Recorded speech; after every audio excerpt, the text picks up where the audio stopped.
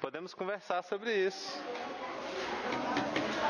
Olha lá, a galera que estuda termodinâmica de verdade, ó.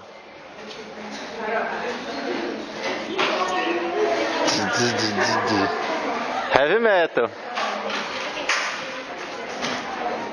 Vocês querem mudar o questionário para quando? Sábado? Tá funfando. Funfando do verbo funfar, funcionando. Tá funcionando, pode entrar que vai rolar.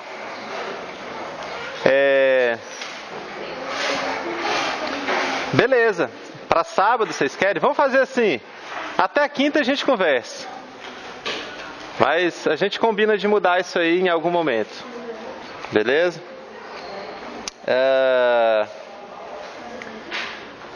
Vocês estão estudando bastante aí a glicólise?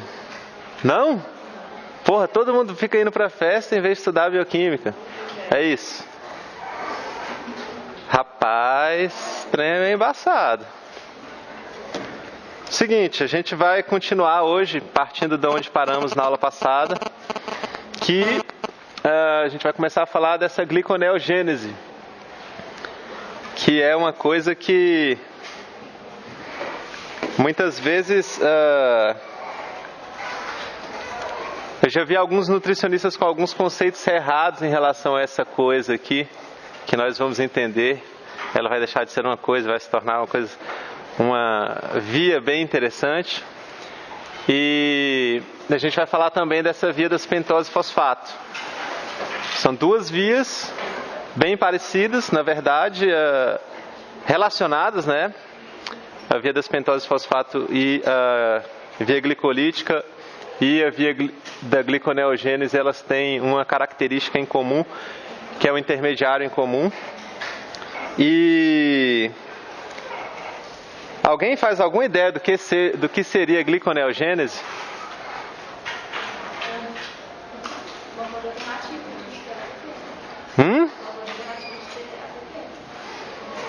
Uma forma alternativa de ter energia.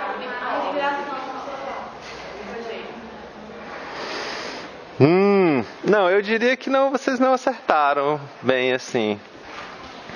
Na verdade, ou talvez, depende do que vocês estão pensando, tenham acertado. A ideia da gliconeogênese é mais ou menos o contrário da ideia da glicólise. Seria uma forma de você produzir a glicose, certo? Caso você precise dela em alguns tecidos. Por exemplo, se você tiver com pouca glicose no sangue, você pode, algum tecido seu pode fazer essa via aqui para conseguir suprir a demanda de glicose em algum outro tecido. Por exemplo, o fígado pode fazer a gliconeogênese para suprir a demanda de glicose que o cérebro tem ou outro tecido possa ter, como por exemplo os músculos e assim por diante. Então, a gente vai entender como é que é isso aqui e vocês me perguntem aí as dúvidas de vocês ao longo da aula. É muito parecido com a glicólise. Muitas das enzimas são as mesmas, certo? As mesmas enzimas que a gente viu na via glicolítica, a gente vai ver aqui, elas vão ter um papel aqui. Existem algumas exceções. A gente vai entender isso. Então, logo quando a gente vê os objetivos aqui da aula, a gente vai entender, tem uma pergunta assim, se isso é a glicólise ao contrário? Não necessariamente, mas está relacionado com a glicólise, está relacionado com a via glicolítica e existem enzimas diferentes, certo? O que eu estou dizendo aqui muitas enzimas são as mesmas da glicólise. Quando você tem uma enzima, muitas delas podem catalisar uma reação em dois sentidos. Vocês lembram que tinha umas setinhas duplas na via glicolítica? Isso indica que aquela reação é reversível. Vocês lembram que tinha umas reações que tinham uma variação de energia livre, sei lá, 4, um valor não muito grande? Então, esse valor não muito grande, em determinado sentido, um valor próximo de zero, indica que também não deve ser muito difícil encontrar uma situação de concentrações de reagentes e produtos que façam com que a reação ande no sentido oposto, caso seja possível isso. A gente vai comentar todos esses aspectos aqui, falando sobre esses pontos de entradas na gliconeogênese, o que a gente pode usar de substrato para essa via. Falar sobre esses aminoácidos que podem ser chamados de glicogênico, e aqui que eu já vi algumas confusões acontecendo. Quando o pessoal fala de catabolismo, o pessoal que tem da nutrição esportiva, que tenta manter um balanço nitrogenado positivo, que tenta se manter o organismo boa parte do tempo num estado anabólico, às vezes eles podem confundir alguma coisa relacionada com isso aqui. Muitas empresas que vendem suplementos também, eles colocam algumas coisas como alguns suplementos com certo marketing que é meio estranho, de, por exemplo, anticatabólico ou alguma coisa desse gênero, que é um termo muito genérico, mas que parece legal, né? Para quando você vive num ambiente onde todo mundo fala que você tem que fazer anabolismo, que o anabolismo é que vai te deixar com mais músculos ou, enfim, com um corpo esteticamente mais aceitável, nesse caso, parece que se você quer fazer anabolismo, o anticatabolismo, o catabolismo eles colocam como o contrário do anabolismo, pode ser uma coisa interessante. Então, nessa lógica, parece fazer sentido, mas na prática, temos que estar com os olhos abertos para ver isso aí. E temos essa via das pentoses fosfato, certo? E essas outras enzimas aqui, que são transaldolase e transcetolase, que fazem parte de uma parte da via das pentoses fosfato. Certo? A gente vai entender para que servem essas vias, o que essa via da pentose fosfato, pentoses fosfato, na verdade, faz, por que ela é interessante, e o papel dessas enzimas, como que elas funcionam, e algumas dessas enzimas também estão relacionadas a outros processos que vocês vão ver futuramente. Beleza, vamos em frente. Aqui a gliconeogênese, num slide geral, a gente teria o que a gente estudou, que seria partindo da glicose até o piruvato, certo? Fosfenolpiruvato e piruvato. E o que esse slide está mostrando é meio que o contrário, que as setinhas estão no sentido contrário, certo? Você está partindo de ácidos graxos, glicerol, piruvato, 3-fosfoglicerato e outras moléculas, e você está indo no sentido de gerar a glicose 6-fosfato, e posteriormente, dependendo do que tipo de organismo que você for, você vai poder gerar uma série de outras moléculas. Então, aqui está uma grande verdade. Essa via gliconeogênese, ela vai gerar açúcares ou carboidratos a partir de outros metabólitos. Ou seja, pode ser um piruvato. Quando a gente fala assim, é bom você pensar nas moléculas em si. Então você fala assim, um piruvato. Aí você pensa num piruvato vermelho. E pensa que ele vai passar por um bando de reações, mas aqueles átomos continuarão vermelhos. E você vai ver em que molécula que esse átomo vai parar. Certo? Então você vai ver, tinha aqui um glicerol, em algum momento ele entrou aqui, e no final das contas os átomos que estavam no glicerol foram parar em que molécula? Certo? Qual é o local onde esses átomos estão? Eles não são... Em algum local eles vão parar, eles não podem ser destruídos, eles têm que ser transformados, têm que fazer parte de outros compostos. É interessante pensar nisso. E a gente vai ver que, como está aqui apresentado, parece que é bastante linear essa via da gliconeogênese, como é também a da via glicolítica, né? Parece que é a via glicolítica, que a gente viu na semana passada, parece ser uma reação após a outra. Vocês viram todas as variações de ΔG, todas as enzimas que catalisam os substratos, os produtos que elas geram. E aqui é mais ou menos a mesma coisa, certo? Existe alguma exceção logo no começo, mas tirando isso, é bem parecido. E isso possibilita para o organismo poder utilizar outras fontes de energia para poder gerar carboidratos.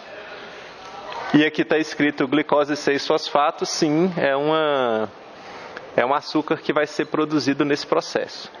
E daqui de glicose 6-fosfato você pode fazer o que você quiser. Por exemplo, o mais comum, uma coisa que a gente vai comentar em sala é que a gente pode produzir glicose para disponibilizar para outros tecidos, caso seja necessário. Então, assim, não vou dizer exatamente que é isso que acontece, mas o slide não sugere que você pode partir de triacilgliceróis, que seriam o quê? Triglicerídeos ou gordura. E finalmente você vai produzir glicose 6-fosfato a partir disso, pelo menos a partir de parte disso, sugere, a partir do glicerol, você pode produzir glicose 6-fosfato. Então isso não seria bom do ponto de vista da estética teórica, né? Tipo, você vai produzir carboidrato a partir de gordura, a partir pelo menos de uma parte da gordura que é o glicerol, e não é isso que todo mundo quer, queimar gordura, né? Os fat burners, várias ideias estão no mercado, mas como que funciona isso? Não é tão simples, né? E não gera muita energia passando do glicerol, surgindo do glicerol. Na verdade não é gerar, é consumir essa energia. Vamos ver a via como é que funciona. Aqui nesse slide que não dá para ver, certo? Vai ter um aumento dele aí, mas nesse slide que não dá para ver, desse lado esquerdo nós temos a glicólise, certo? Então aqui estão todas as reações da glicólise, começando com a hexoquinase, a fosfofrutoquinase e assim por diante. E do outro lado nós temos a gliconeogênese, que também tem uma boa parte das enzimas e dos metabólitos em comum. Por exemplo, o fosfenolpiruvato, 3-fosfoglicerato, e assim por diante. Esses são metabólitos das duas vias. E em vermelho e azul estão as reações que não são as mesmas nas duas vias. Então, assim, existe 1, 2, 3 reações aqui, a reação da hexoquinase, da PFK, que é fosfofrutoquinase 1, e da piruvatoquinase. Essas enzimas, elas não catalisam reações na gliconeogênese.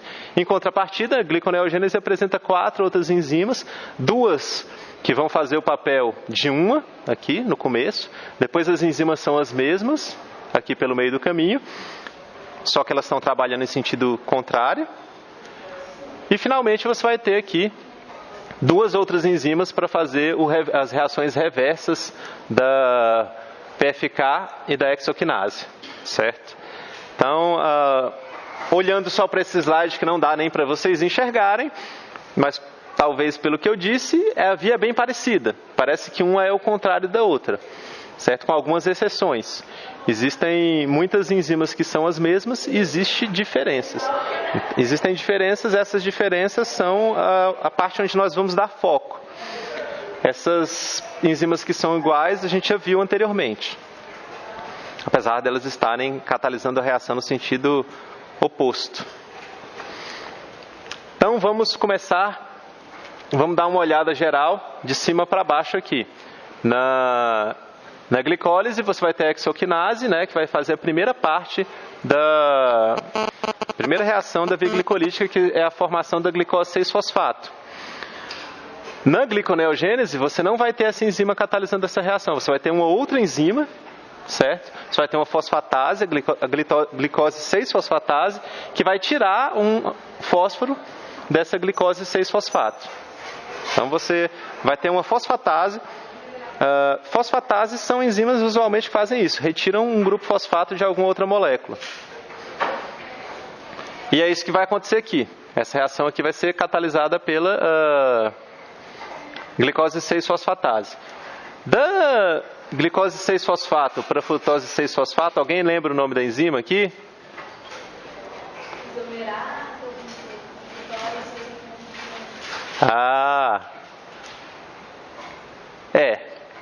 Aí a gente tem essa enzima, que é a mesma.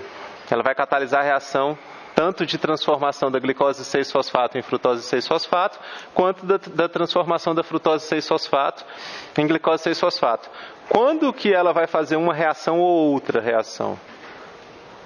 Depende da oferta de substratos e produtos. certo? Se você tiver muito frutose 6-fosfato, o equilíbrio vai se deslocar no sentido oposto. Se você tiver muito glicose 6-fosfato, daí você vai ter o sentido diferente. Eventualmente vão existir outras formas de regulação, mas a regulação pelo substrato, pela concentração de substrato e de produto para essas enzimas que são as mesmas, em geral é o principal tipo de regulação. A lógica aqui é ilustrar para vocês que algumas reações são catalisadas pelas mesmas enzimas e algumas reações são catalisadas por enzimas totalmente diferentes, certo? Aqui no começo da gliconeogênese, que é o fim da via glicolítica, você vai ter o piruvato, certo? Sendo o substrato de uma enzima que é a piruvato carboxilase, e essa enzima ela vai gastar uma molécula de ATP para transformar esse piruvato em oxalacetato, certo? Significa provavelmente que... Vocês lembram que o fosfenol piruvato tem uma quantidade de energia livre muito negativa? E quando na última etapa da via glicolítica, a gente tem o fosfenol piruvato e ele se torna, a piruvato quinase transforma ele em piruvato e gera um ATP no processo, certo? Esse ATP, e ainda assim, depois de gerar um ATP no processo, a energia livre da reação ainda é negativa, bastante negativa, indicando que essa molécula contém um conteúdo de energia livre bem alto. E o piruvato, uma quantidade de energia livre menor, certo? Então, para transformar o piruvato de volta em fosfenol piruvato, de alguma forma você vai ter que investir energia livre nisso aí. Como que você vai fazer isso? Através do gasto de ATP, aqui por essa enzima piruvato carboxilase, você vai estar gerando oxalacetato, e depois você ainda vai ter que gastar um equivalente de ATP, no caso vai ser um GTP, para transformar oxalacetato em fosfenol piruvato. Então você vai estar gastando aqui 2 ATPs para transformar o piruvato em fosfenol piruvato.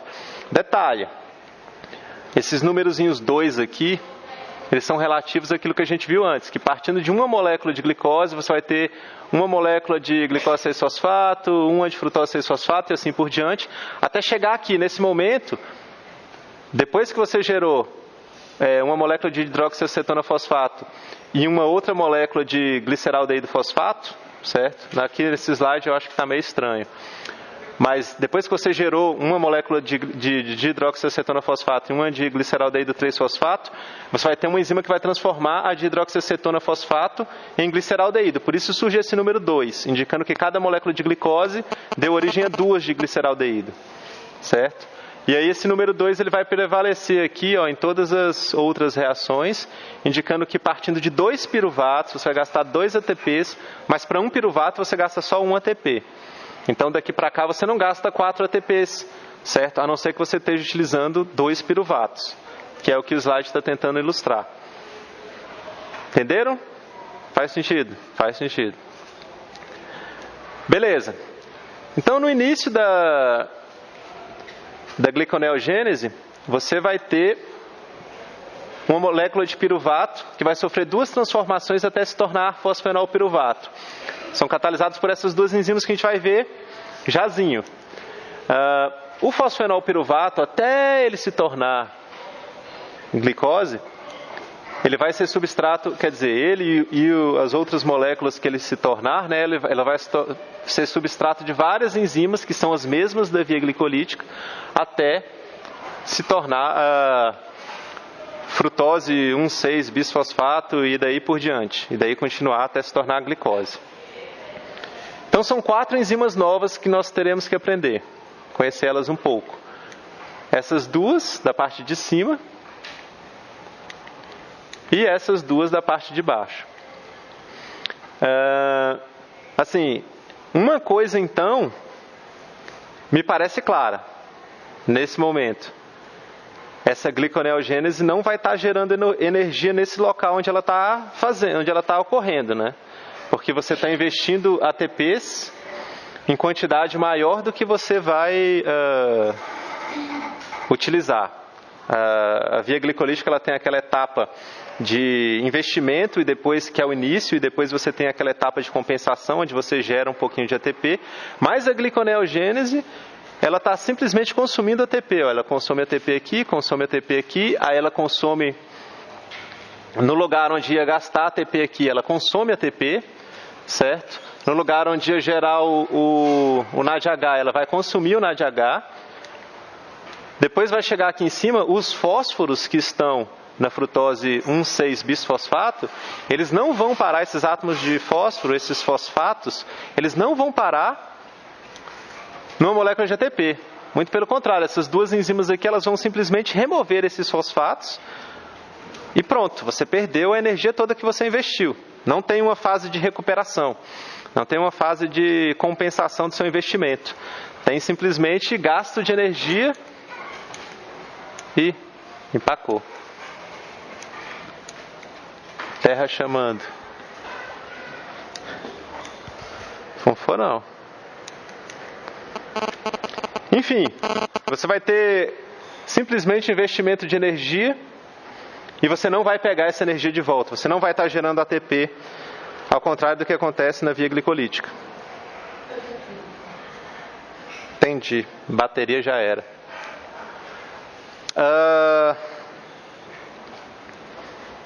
Fez sentido? Faz sentido isso aqui? Então, assim, quando alguém fala assim, para que serve a gliconeogênese? Para gerar energia. Mas vai gerar essa energia. Gerar energia não gera, mas eu entendo a lógica que a pessoa está usando. Ela está precisando de energia em algum lugar, por exemplo, no cérebro, e não tem. Ela está precisando de glicose, e não tem. A glicose, as pessoas costumam falar que isso é energia. Não está disponível. Então ela vai produzir essa glicose em algum lugar do seu corpo, você vai estar gastando energia para fazer glicose, certo? E depois essa glicose vai ser transportada para um outro lugar onde ela vai ser utilizada para gerar energia. Por exemplo, você pode estar fazendo essa gliconeogênese aqui, sei lá, no seu fígado, e porque você está com fome e está precisando de glicose para um outro tecido, por exemplo, o cérebro. E daí você vai gastar energia, efetivamente, em determinado tecido, para disponibilizar a glicose que vai ser utilizada como fonte de energia em outro tecido. Certo? Então você está gastando energia no processo geral. Você está fazendo uma coisa que não é muito eficiente do ponto de vista de consumo de energia.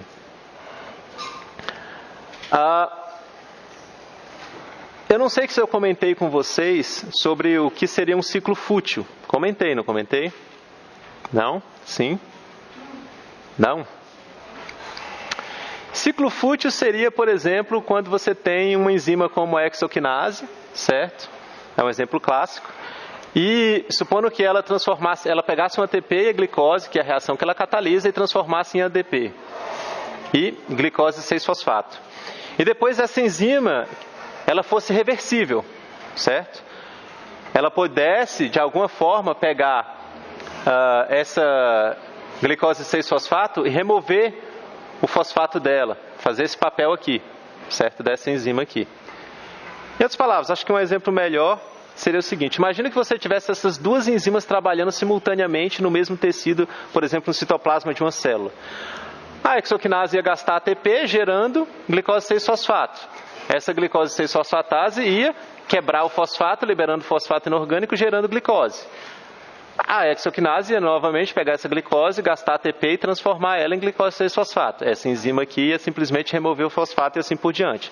A somatório de tudo isso ia ser que você ia estar fazendo hidrólise de ATP constantemente. Entendeu? Você ia gastar ATP dessa etapa aqui, e depois essa outra enzima ia retirar o ATP, o fosfato dessa molécula de glicose, e você simplesmente voltou à etapa inicial. E cada ciclo você consumiria ATP. Isso é chamado de ciclo fútil. Isso é chamado de... tem outros nomes também. Mas a lógica do processo é que o organismo não pode deixar isso acontecer, senão rapidamente todo o ATP da célula vai embora e você não faz o menor sentido, né? Se acontecesse isso, você teria um sério problema de déficit de energia.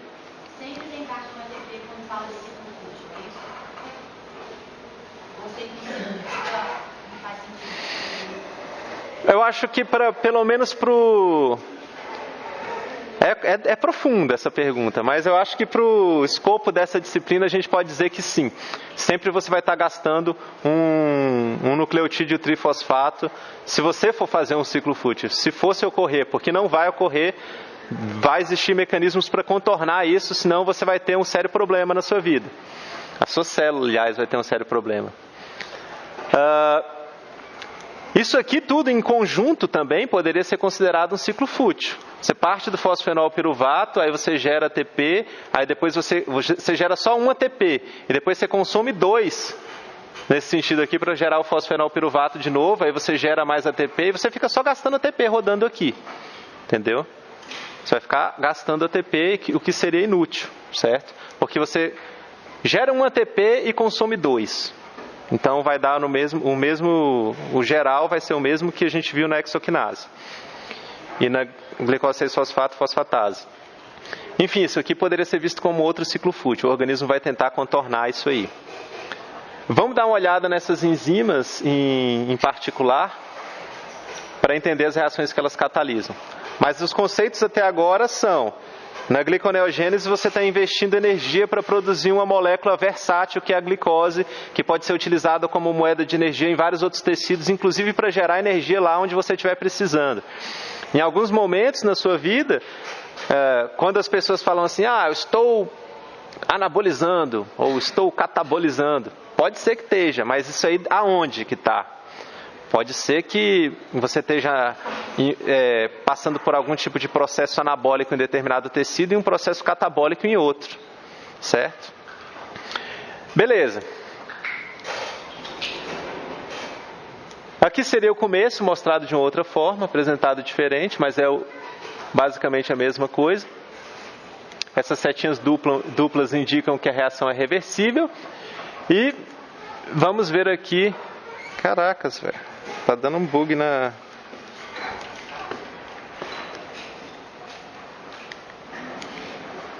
Primeira reação, certo? Reação que transforma o piruvato em oxalacetato. Então, como que essa reação seria?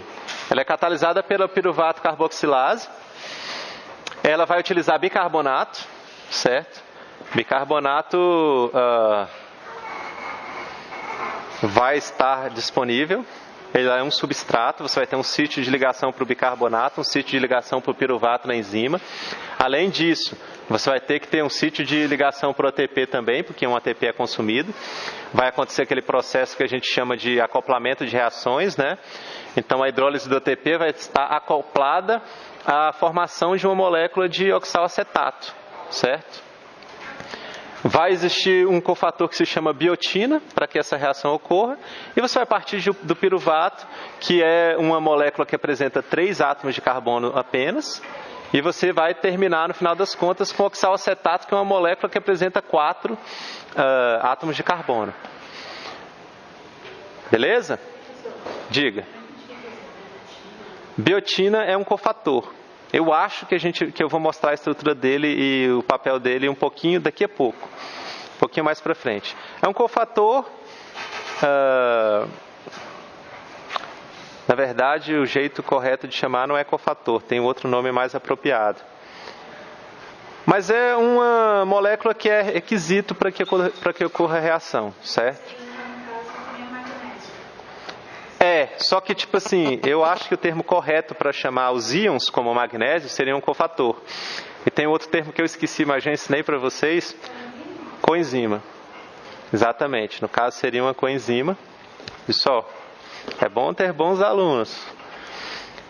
Aí, você vai ter uma coenzima, uma molécula que é necessária, como se fosse um cofator, só que não é um íon metálico. Certo? E isso vai ser necessário para que a reação ocorra. Digamos assim que a reação não vai ocorrer na ausência de biotina. E daí você... Diga. O ΔG vai ser o mesmo da glicose? Essa reação não existe na glicólise.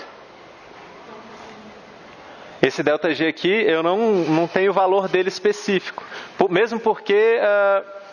você vai ver daqui a pouquinho que essa reação pode acontecer de determinadas formas, mas é negativo. O que você acharia?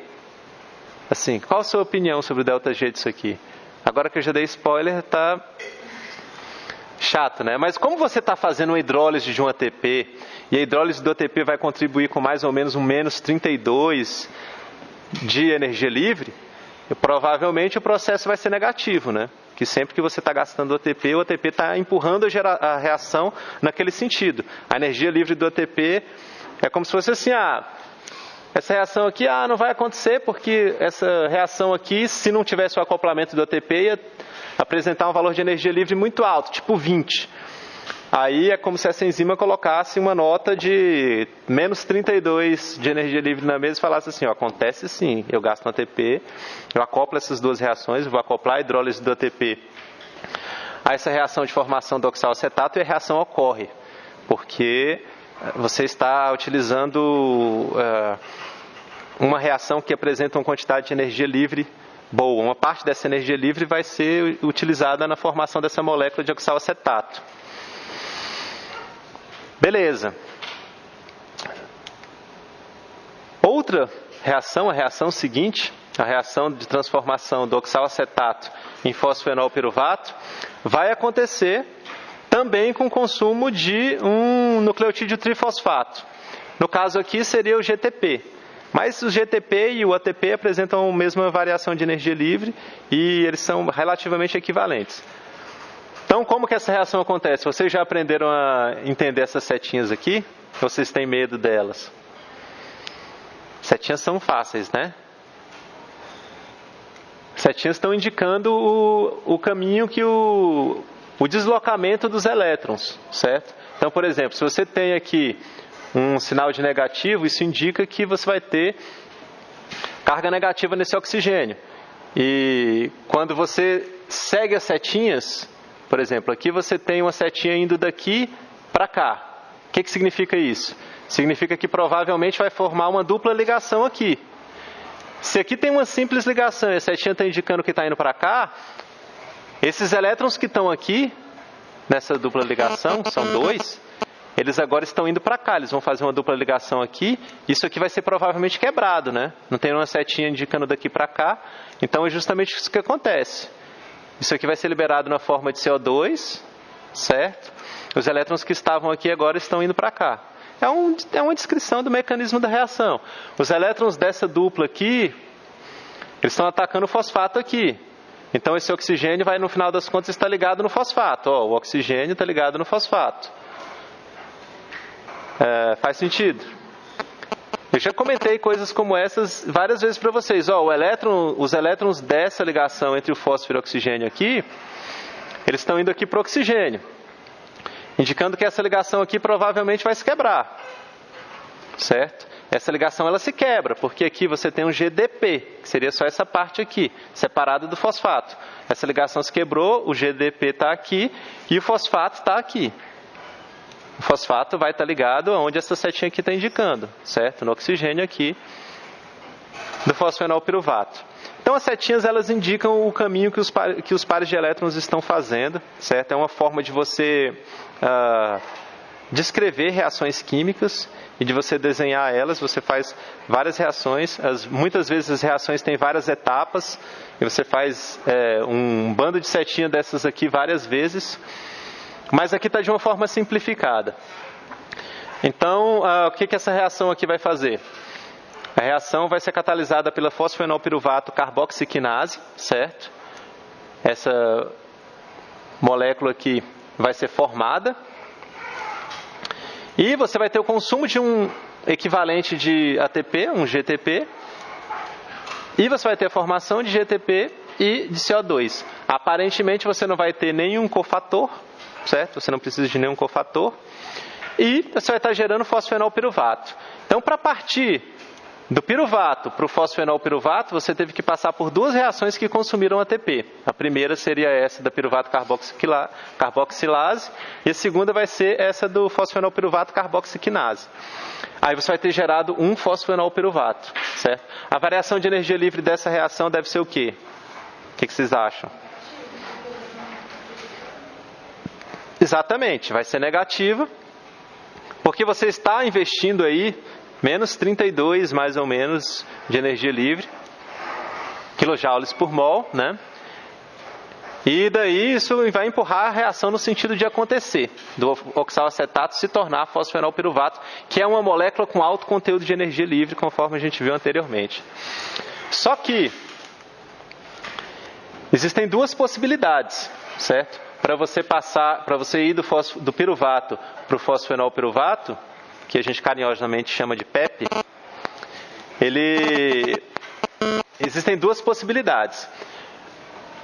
Na primeira possibilidade, você vai ter o piruvato entrando na mitocôndria, certo? O piruvato ele vai entrar na mitocôndria, ele vai se tornar oxalacetato pela piruvato carboxilase, que essa reação acontece dentro da mitocôndria. Interessante essa informação. Vamos ver por que em breve. Esse oxalacetato ele pode ser transformado em malato na própria mitocôndria, certo? Através de uma enzima que se chama malato desidrogenase. E essa é uma enzima que vai consumir o NADH, gerar o NAD+, certo? Também interessante.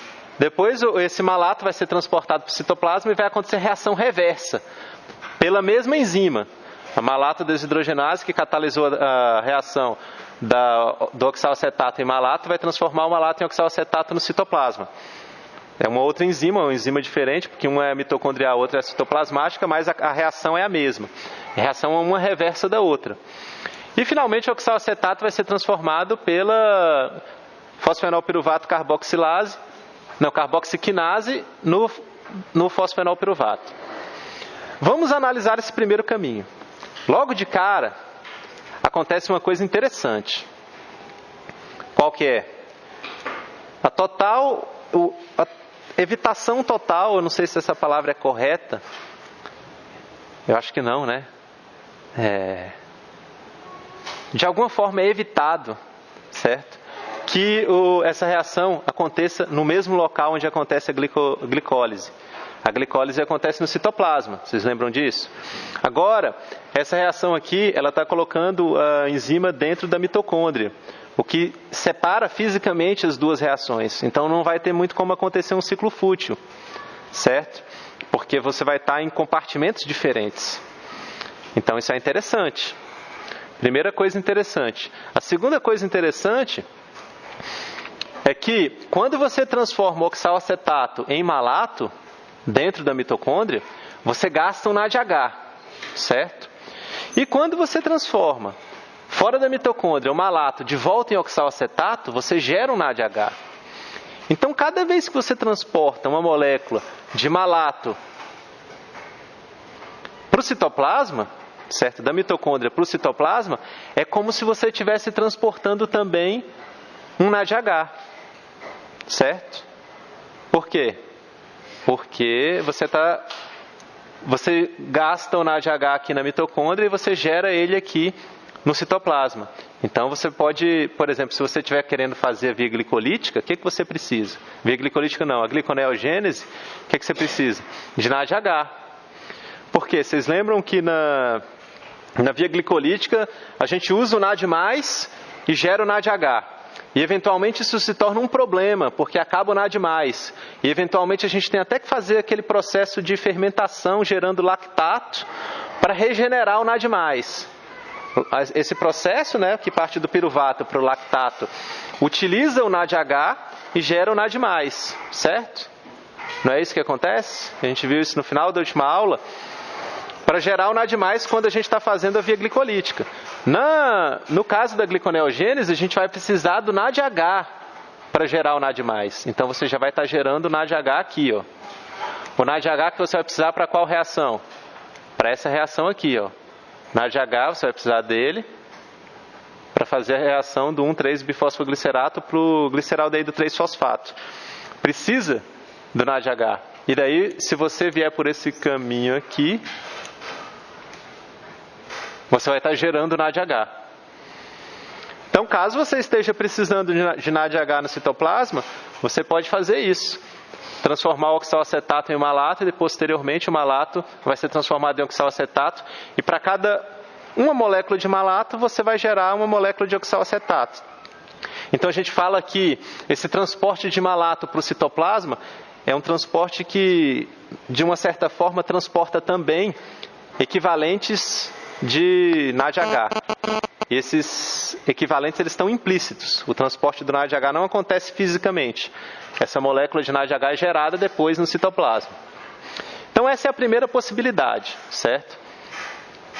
A segunda possibilidade é você, partindo do piruvato, ir para dentro da mitocôndria, gerar um oxalacetato e dentro da própria mitocôndria você transforma o oxalacetato em fosfenolpiruvato e o fosfenolpiruvato sai da mitocôndria e vai continuar a via, porque o resto da via acontece no citoplasma.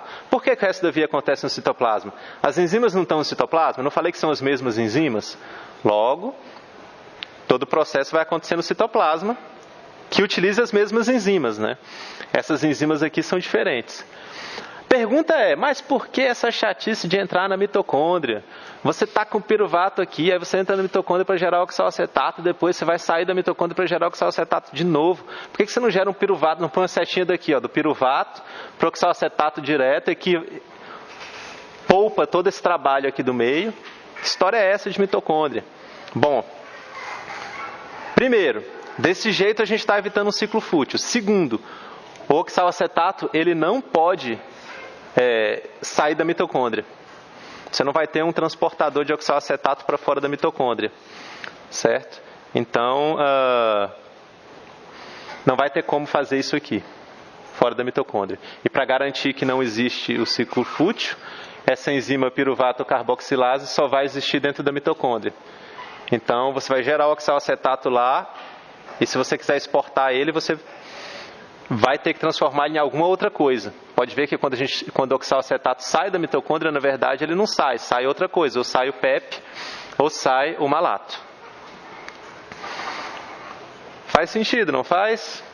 Estamos evitando um ciclo fútil, estamos criando uma possibilidade de transporte de equivalente de NADH para o citoplasma, que vai ser necessário se precisarmos fazer essa gliconeogênese em grande quantidade. Se fizermos em grande quantidade, em algum momento o NADH acaba.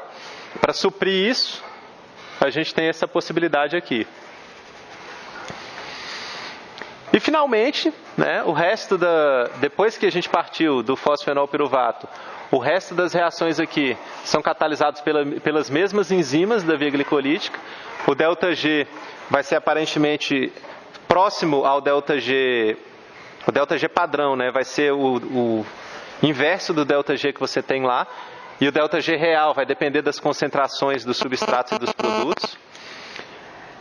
Então a gente vai ter todas essas reações aqui até chegar em uma próxima reação diferente, que vai ser a reação da frutose 1,6-bisfosfatase. Essa reação é muito simples. É o seguinte, a enzima vai e retira um fosfato da glicose, sem gasto de energia, sem nada. Retirar um grupo fosfato é relativamente fácil. O custo é simples. Provavelmente vai ter uma variação de energia livre bem negativa, que você está tirando o grupo fosfato sem... Não é igual a um ATP. Não é a mesma coisa que a hidrólise de um ATP. Bem menos, na verdade. Mas também negativa. Então essa reação aqui é simplesmente uma reação muito mais simples do que da fosfofrutoquinase 1. É uma reação de hidrólise, certo? Retirando o grupo fosfato. Depois a frutose se transforma em glicose 6-fosfato e você vai ter uma coisa análoga que acontece aqui. A glicose 6-fosfatase vai tirar um grupo fosfato dessa glicose 6-fosfato, tornando essa molécula uma molécula de glicose. E aí você vai ter produzido glicose, seguindo essa via inteira, você vai ter produzido glicose a partir do piruvato, certo?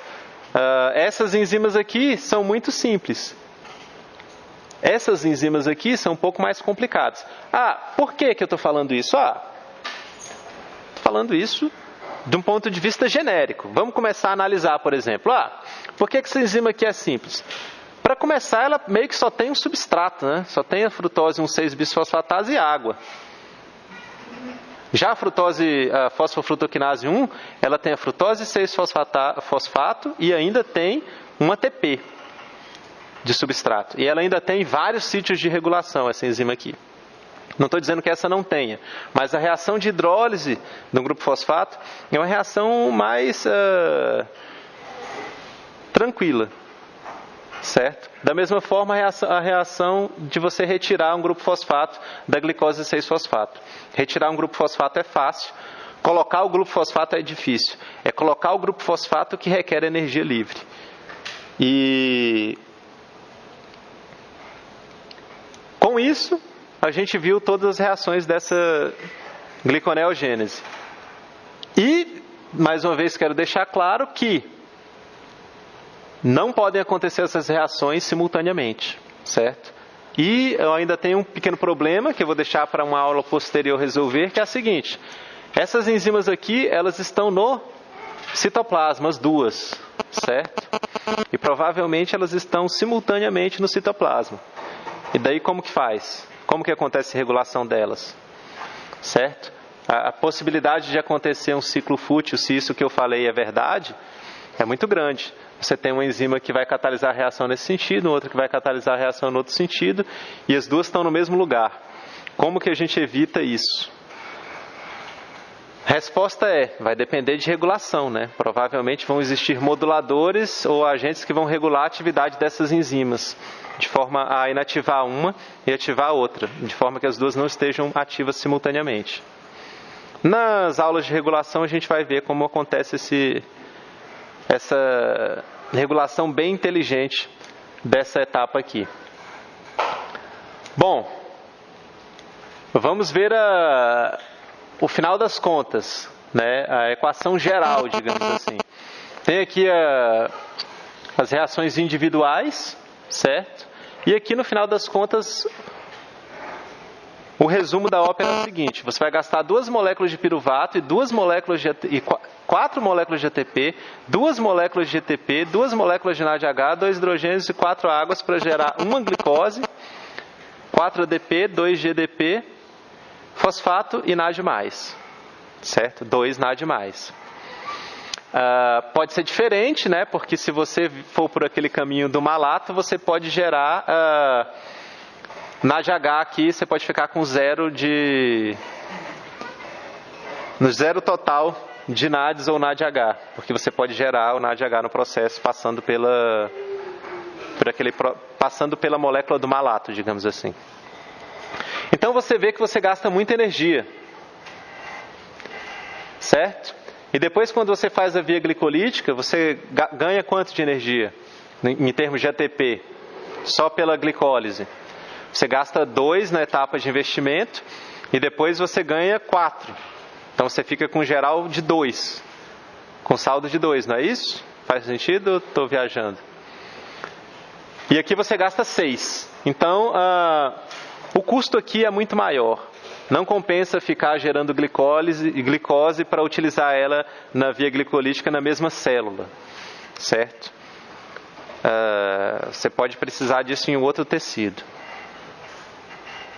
Beleza?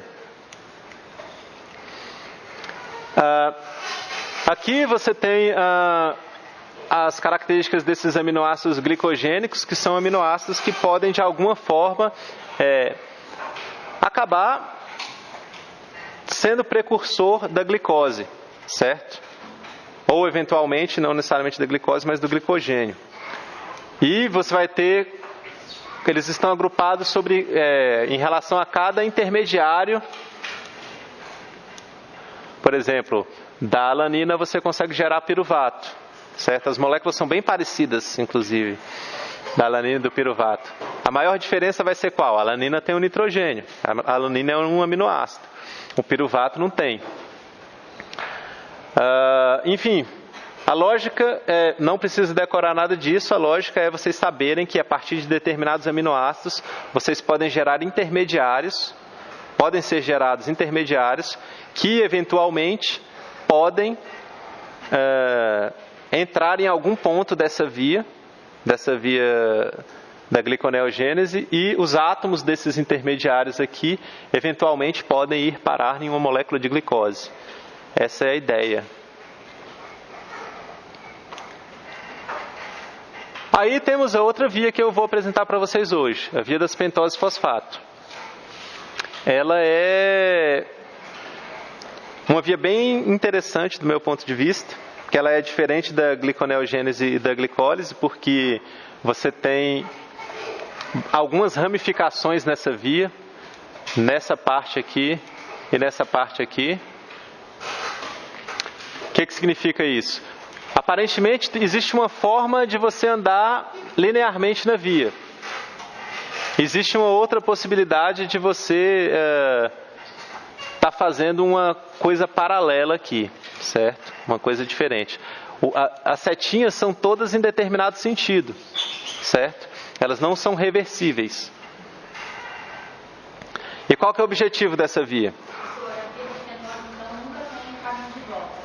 Não, tem o caminho de volta, só que não, as reações não são reversíveis aqui nesse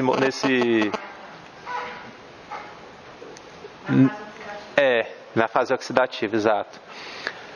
Para que serve essa via? Para gerar nucleotídeos, certo? Com nucleotídeos você vai fazer DNA, você vai fazer RNA, você também pode gerar alguns aminoácidos a partir dessa via. Não vou dizer vocês, mas alguns seres vivos podem gerar isso.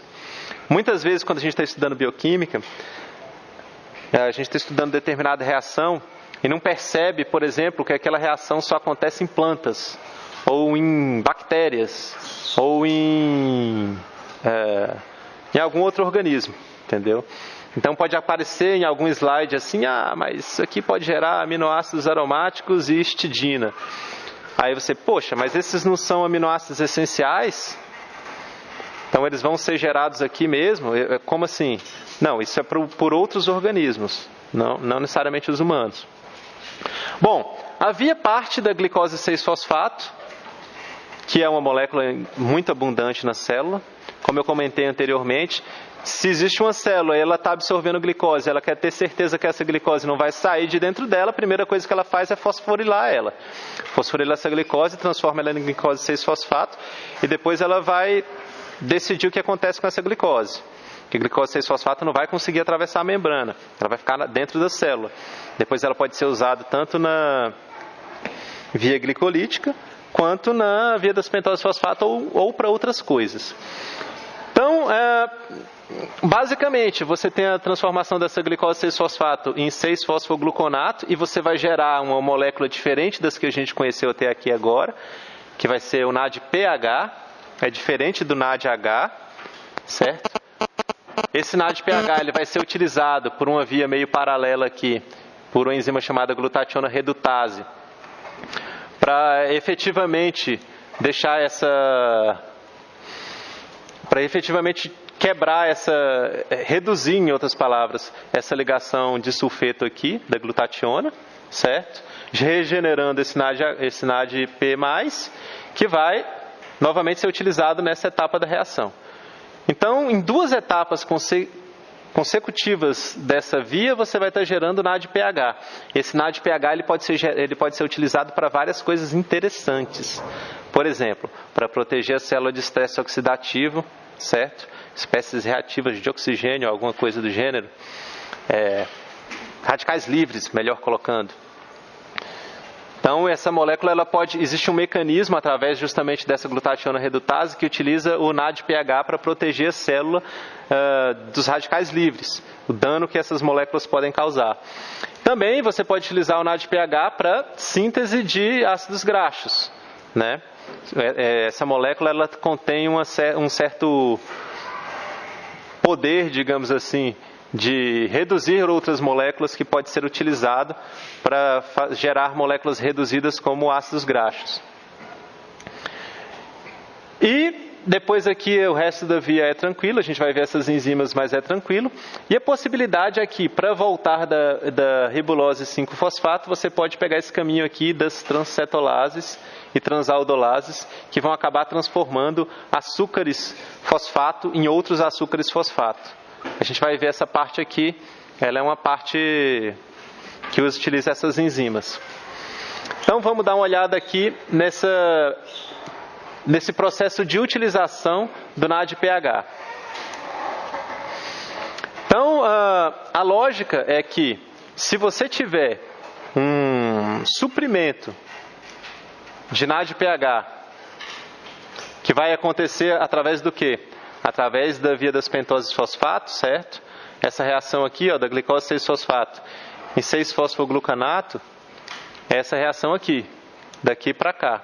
Então essa reação aqui, que gera o NADPH, é justamente essa reação que eu estou mostrando aqui, gerando NADPH. Acontece que, quando que você vai fazer bastante essa via? Quando que uma célula vai fazer? Em vários momentos. Mas uma das coisas que é interessante que essa via vai acabar gerando, vai ser ribose 5-fosfato, que vai dar origem a nucleotídeos, certo? DNA, RNA. Quando que a célula vai estar precisando sintetizar bastante DNA? Quando ela estiver próxima de querer se reproduzir. O que é importante quando a célula quer se reproduzir? Quando ela vai estar por um processo de reprodução, que ela vai duplicar o DNA dela inteiro. O que é importante nesse processo? É importante que o processo não aconteça com falhas ou que a cópia do DNA saia de alguma forma errado, certo? Isso é muito importante. Aí, ninguém quer que suas cópias das suas células, né, as células que são filhas das suas células atuais, tenham problemas, tenham um DNA diferente do seu. Principalmente no caso, de um embrião, né, ou porque eles vão ter que se duplicar rapidamente, o conteúdo de DNA, e se acontece algum tipo de problema aí, isso pode gerar um problema, né, para frente. Então, você vai precisar disso para fazer nucleotídeos e, olha que legal, acoplado a esse processo é gerado o NADPH. O NADPH é gerado e ele vai ser utilizado para proteger a célula dessas espécies que são chamados radicais livres. Você tem o oxigênio, de alguma forma ele pode se tornar um superóxido, certo? Um radical extremamente reativo. Esse superóxido aqui, o oxigênio menos, o O2-, ele é uma espécie extremamente reativa. Se tiver uma proteína por perto, ele pode reagir com ela. Ele se liga nela. E daí, de alguma forma, modifica a estrutura dessa proteína e, consequentemente, a função. Se tiver um DNA, ele pode fazer a mesma coisa. Efetivamente detonando esse DNA ou, causando algum tipo de problema. Então ele vai reagir com qualquer coisa indiscriminadamente. Ele é extremamente reativo, isso é ruim. Você vai ter uma enzima chamada superóxido desmutase, que vai transformar essa espécie em peróxido de hidrogênio, que é uma espécie ainda reativa, é água oxigenada, certo? É uma espécie ainda reativa, mas bem menos reativa do que esse superóxido.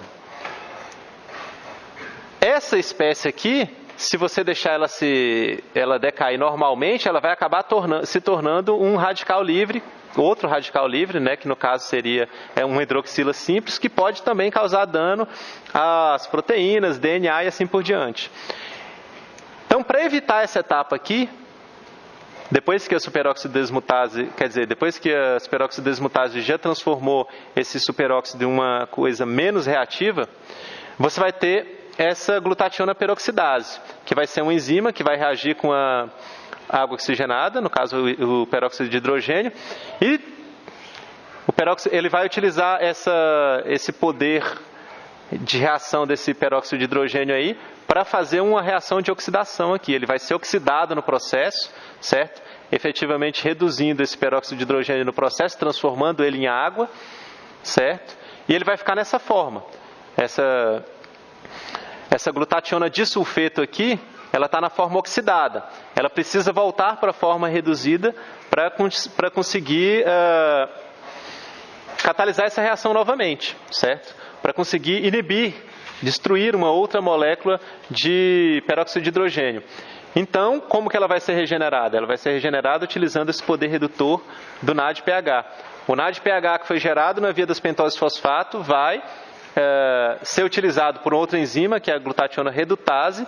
Essa glutationa redutase vai ter como substrato NADPH e essa glutationa disulfeto. E ela vai efetivamente reduzir essa glutationa disulfeto a glutationa. Simplesmente glutationa, e essa glutationa aqui vai ser substrato de uma outra enzima, que vai ser glutationa peroxidase, que vai também ter como substrato água oxigenada, que vai transformar isso em água em glutationa de sulfeto e assim por diante. Desde que você tenha NADPH disponível, você consegue consumir os radicais, você consegue proteger a sua célula desses radicais. Você tem uma proteção contra isso. A proteção contra esses radicais livres é fundamental para você manter a vida, né? para você evitar o dano que esses radicais vão causar em diversos tecidos.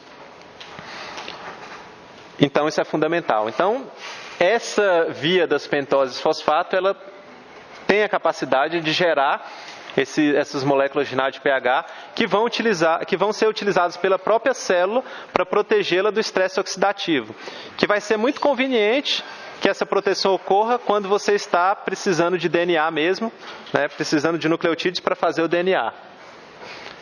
Então essa aqui é uma das possibilidades do uso do NADPH. Outra possibilidade pode ser a redução de outras moléculas, a utilização do poder redutor do NADPH para gerar outras moléculas mais reduzidas como ácidos graxos. Beleza.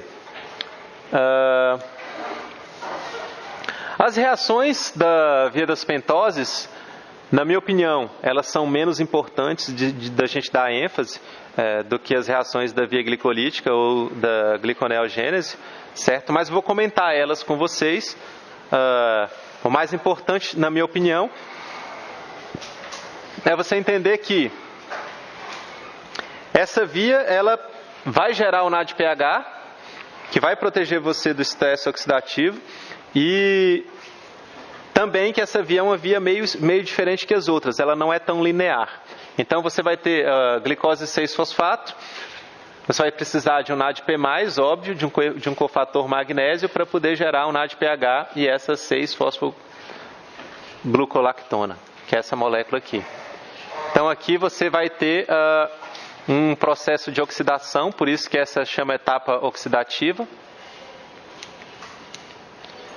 Depois, a partir dessa 6-fosfoglucolactona, você vai ter uma outra reação que vai transformar isso em 6-fosfogluconato, que essa reação está embutida nessa parte aqui, por isso que essa setinha está cortada aqui em cima, indicando que daqui para cá você tem duas reações. Também vai precisar de magnésio como cofator, vai ser a lactonase a enzima. E depois você vai ter a segunda reação que gera o NADPH, que também vai utilizar o magnésio como cofator. Você vai partir do 6-fosfoglucanato para fazer uma ribulose 5-fosfato, que é essa molécula aqui, certo? Notem que o que é interessante da via das pentoses, pentose significa que são 5, né? Pentoses tem 5 carbonos. E você começa com uma molécula que tem 6 carbonos, que é a glicose 6-fosfato. Então, nessa reação aqui, você vai estar transformando uma molécula de 6 carbonos em uma molécula de 5 carbonos. Notem outra coisa também, todos os intermediários são fosforilados. Ó, fosforilado, fosforilado, fosforilado, fosforilado, ou seja, todos apresentam um grupo fosfato. Todas as reações utilizam magnésio como cofator, certo? E nessa reação aqui você está efetivamente transformando uma molécula de 6 carbonos em uma molécula de 5 carbonos, certo? Você está tirando um carbono bastante oxidado aqui, um carbono está saindo na forma de CO2. Até agora você gastou ATP? Não gastou ATP. Primeira reação é essa, não gasta ATP. Segunda reação é essa, não gasta ATP. Terceira reação é essa, não gasta ATP. Essas reações não utilizam energia, não utilizam ATP como moeda de energia livre. Depois você vai ter uma reação da ribulose 5-fosfato isomerase, né? Ela vai transformar essa ribulose 5-fosfato em ribose 5-fosfato. Note que também tem carbono, quer dizer, tem o grupo fosfato. Nas duas moléculas você vai ter o grupo fosfato. Só aconteceu uma reação de isomerização aqui. Você teria essa espécie aqui, agora não existe mais. Esse açúcar aqui é um açúcar, digamos assim, mais comportado. Ribose 5-fosfato. Da ribulose, o mesmo substrato, ribulose 5-fosfato, que gerou a ribose 5-fosfato, ele pode ser utilizado, né, a ribulose 5-fosfato pode ser utilizado por essa outra enzima, ribulose 5-fosfato epimerase, para transformar ela em xilulose 5-fosfato. É um outro açúcar diferente. Para que você vai querer fazer isso aqui? Xilulose 5-fosfato. Vocês vão ver. Vão ver aqui. Porque essa parte aqui, que é a parte que não é oxidativa, certo? Lembra que a gente tem uma etapa oxidativa, que é essa que a gente viu rapidamente, e temos uma etapa não oxidativa, então na etapa oxidativa vai acontecer tudo aquilo que a gente comentou. Formação de NADPH, utilização de magnésio como cofator, uma série de reações que transformam, eventualmente vão acabar culminando na transformação de um açúcar de 6 carbonos em um açúcar de 5 carbonos. E nenhuma dessas reações vai utilizar ATP ou algum nucleotídeo trifosforilado. E no final das contas você vai gerar ribose 5-fosfato, ribulose 5-fosfato e estilulose 5-fosfato. O que eventualmente isso pode te gerar? Através dessas enzimas transcetolases e transaldolases, você consegue efetivamente trocar carbonos entre essas moléculas. Como que funciona isso? Por exemplo, a primeira enzima, essa transcetolase, certo? Transcetolases vai partir de uma ribose 5-fosfato e uma estilulose 5-fosfato para gerar uma cedoepitulose 7-fosfato e uma gliceraldeído 3-fosfato. Mas que difícil! Quantos nomes? Olha, não é tão difícil. Quantos carbonos essa ribose 5-fosfato apresenta? Quantos carbonos a estilulose 5-fosfato apresenta? A gente vê aqui, ó, 1, 2, 3, 4, 5. Qual que é o carbono 5? Esse aqui, o último carbono. Por isso que é 5-fosfato. Quantos carbonos o gliceraldeído 3-fosfato apresenta? E quantos carbonos a cedoepitulose 7-fosfato apresenta? Por que 7? Sim, você pode ver assim, mas você pode ver também pelo número que está aqui mesmo. Porque a fosforilação, ela sempre vai estar no último carbono, certo? Então você soma aqui, ó, 5 mais 5, 10. 7 mais 3, 10. Aí se você pode partir de um gliceraldeído 3-fosfato e de uma cedoepitulose 7-fosfato para gerar uma frutose 6-fosfato, que tem 6 carbonos, e uma eritrose 4-fosfato, que tem 4. A soma dá 10. O número de carbonos tem que ser conservado.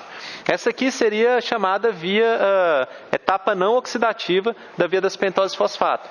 Ela vai efetivamente fazer o contrário da etapa oxidativa, certo? Só que ela não vai estar consumindo aquele tanto de NADPH que a gente gerou, entendeu? Não vai precisar consumir isso aí.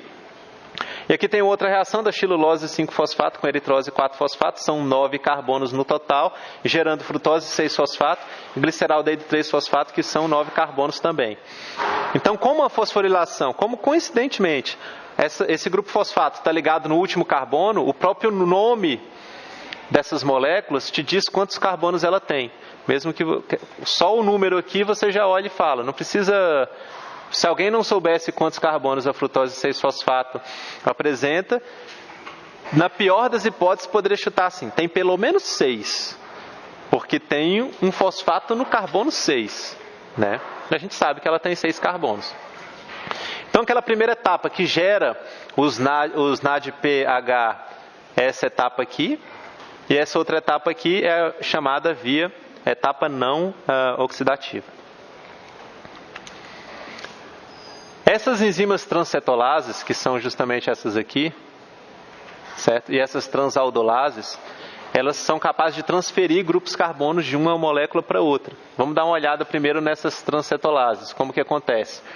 A reação geral seria essa: você tem uma cetose e você vai ter uma aldose.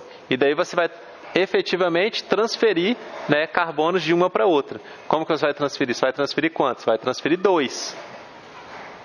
Certo? Essa parte aqui, eles vão para cá. E daí você vai ter essa parte aqui em azulzinho e essa outra em vermelho. Você vai transferindo carbonos. E aqui você vai ter aquele cofator que a gente já viu antes, certo? Que é o TPP. E aqui provavelmente eu tenho uma... Não tenho? Não tenho. Mas esse cofator, se não me engano, é tiamina pirofosfato, alguma coisa assim. Certo? A gente já viu esse cofator anteriormente e aqui a gente tem uma reação real, né, da transcetolase, como funciona? Xilulose 5-fosfato e a ribose 5-fosfato. Se você tem esse cofator, esses átomos de carbono são efetivamente transportados para o cofator e posteriormente transportados para a molécula de ribose 5-fosfato. E daí eles vão entrar nessa posição aqui. Obviamente que eles vão entrar na posição 1, né? Porque se na posição 7, quer dizer, nessa posição 5, né, que é a posição da ribose 5-fosfato aqui, ela vai estar com um fosfato lá. E a gente já sabe o final da reação. Ops, meu laser está bugado. A gente já sabe o final da reação, que vai ser uma cedoepitulose 7-fosfato. Então a lógica é que essas transcetolases elas transferem 2 átomos de carbono. E essas transaldolases transferem 3 átomos de carbono. Certo? Partindo, por exemplo, de uma cedoepitulose 7-fosfato e um gliceraldeído, você consegue transferir 3 átomos de carbono para uma molécula que já tem 3, gerando uma molécula com 6 átomos de carbono, que seria a frutose 6-fosfato. Aí aqui é uma outra transcetolase que transporta 2 carbonos aqui. Esse laser está meio... Opa, estou perdido. Então essa aqui é uma outra transcetolase, é a mesma coisa, que o mesmo tipo de reação, transfere 2 carbonos para essa molécula de eritrose 5-fosfato. E essas reações que vocês estão vendo, elas não estão consumindo NADPH. Então quando a gente olha para essa figura desse jeito assim, a gente vê que essas moléculas elas são enzimas que transferem 2 ou 3 carbonos, 2 no caso das transcetolases e 3 no caso das transaldolases, e elas não estão consumindo ATP ou também não estão consumindo NADPH, e elas estão fazendo o reverso da reação catalisada por aquela parte da via que seria a etapa oxidativa da via das pentoses fosfato, certo? E de gliceraldeído 3-fosfato você vai conseguir fazer, utilizando aqui as enzimas da via glicolítica, frutose 6, ou no caso da gliconeogênese, né? Frutose 6-fosfato. De frutose 6-fosfato você vai conseguir fazer a glicose 6-fosfato. Deixa eu só mostrar para vocês uma coisa que eu quero que fique bem clara. Vou voltar aqui. A gente viu essa via inteira e essa etapa aqui também, que é a etapa que usa as transcetolases e transaldolases. Nessa etapa aqui você gera o NADPH, certo? E você não consome esse NADPH quando você vem por essa outra via aqui, que é a etapa não oxidativa, certo? Você só vai consumir o NADPH em outros processos, ou em alguma reação que você vai fazer no sentido contrário aqui, ou na utilização do NADPH pela glutationa redutase para fazer todo esse processo aqui de proteção contra o estresse oxidativo, ou para gerar os ácidos graxos. Então você não precisa necessariamente gastar NADPH para partir de ribose 5-fosfato para glicose 6-fosfato. Então é um jeito de você contornar esse gasto.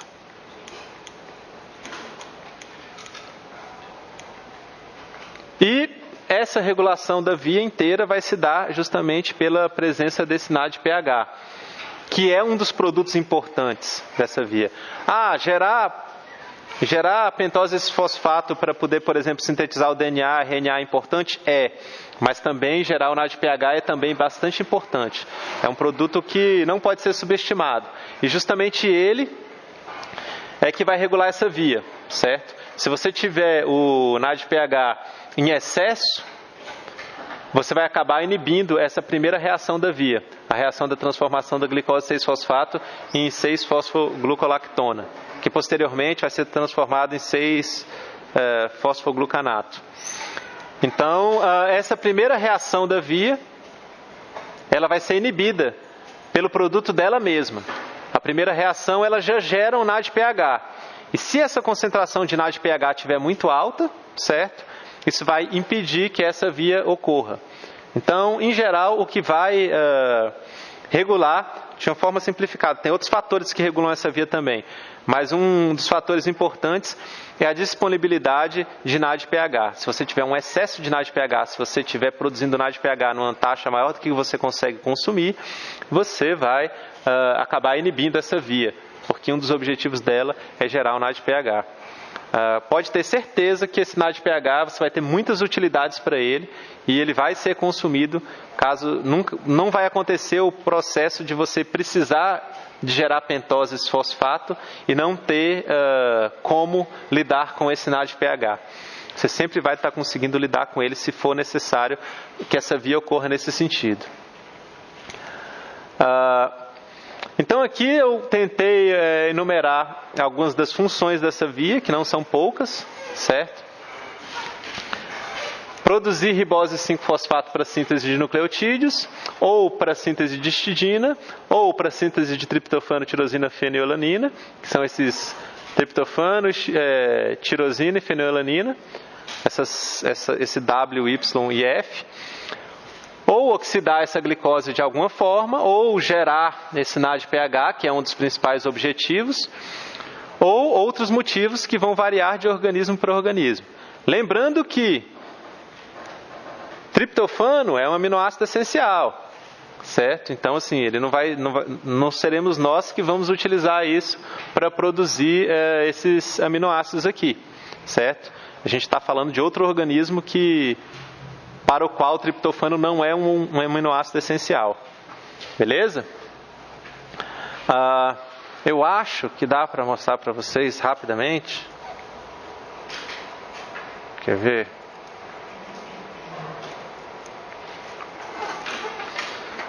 Blá, blá, blá.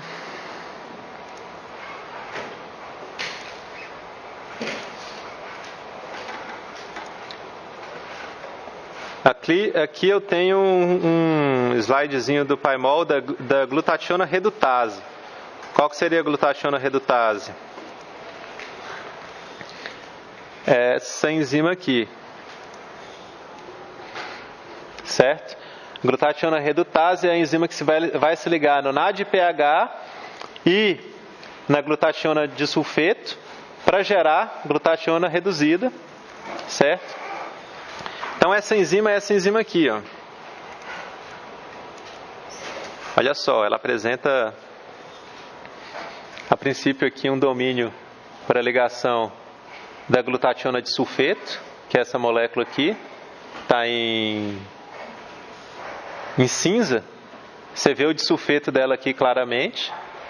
Então, de um lado você vai ter uma molécula de glutationa, do outro outra molécula, e as duas juntas formam essa glutationa disulfeto, certo? Essa reação também utiliza um NADH, tá aqui esse NADH aqui. Como que o NADH é? A gente já viu essa molécula anteriormente. Ela apresenta aqui um nucleotídeo, depois os fosfatos, certo? Uma ribose, fosfato, e finalmente esse grupo aqui, que ele é um grupo que transporta elétrons, né? E daí você tem uma ligação de sulfeto na própria enzima que provavelmente vai estar mediando essa troca de elétrons entre essas espécies aí. Então a enzima, ela, conforme a gente já viu, é uma enzima que apresenta fitas, hélices e tudo mais, e ela tem um sítio de ligação específico aqui para a glutationa e um sítio de ligação específico para o NAD. Se você for ver, por exemplo, será que dá para ver isso aqui?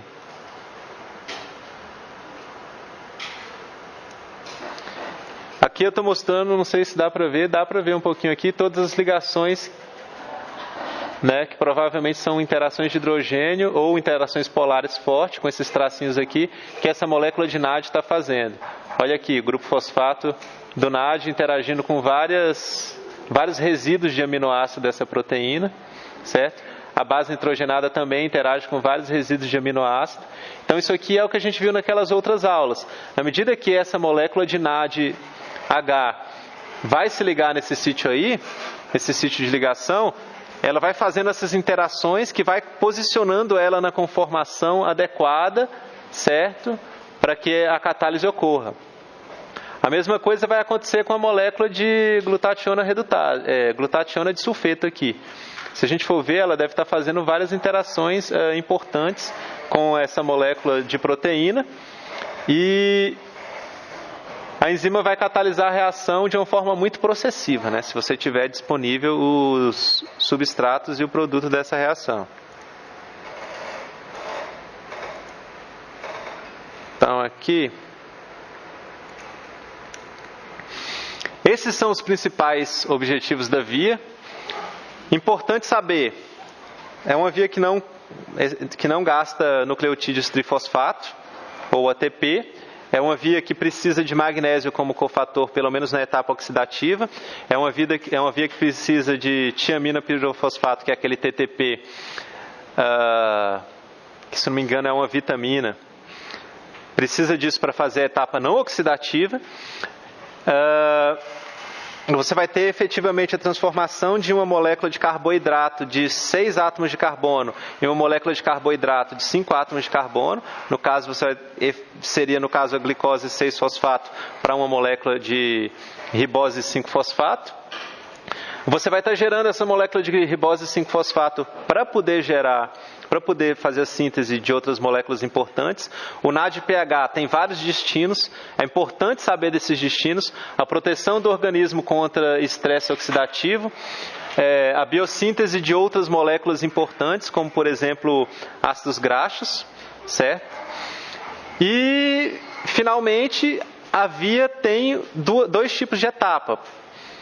Uma etapa que é oxidativa, que é mais ou menos linear, e depois você tem aquela via que é meio parecida com uma teia, que é a etapa não oxidativa, que utiliza aquelas transcetolases e transaldolases. Beleza? Então é isso. Se vocês tiverem alguma dúvida, dá um toque aí. Você falou que não consome ATP, Não consome ATP. Utiliza magnésio como cofator, da mesma forma que várias enzimas da via glicolítica.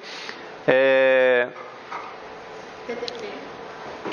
O reverso, a etapa não oxidativa, utiliza o TTP, que eu posso mostrar para vocês aqui como seria esse TTP.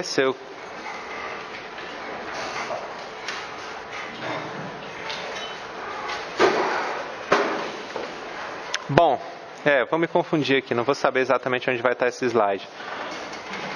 Mas é isso, beleza? Dúvidas, sugestões, críticas e comentários e palavrões, é só falar.